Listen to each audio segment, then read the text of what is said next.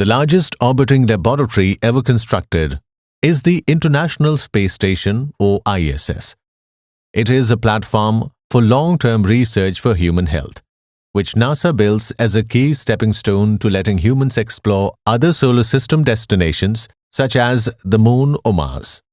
It represents a political, technological, and international accomplishment. The 5 international partners include the US, Canada, Russia, Europe, and Japan space agencies.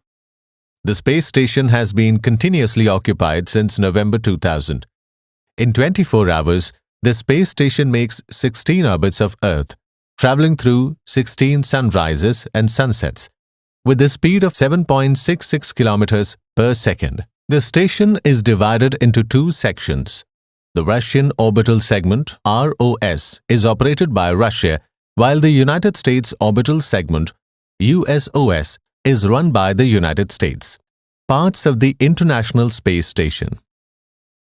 Integrated Truss Structure. It is the backbone of the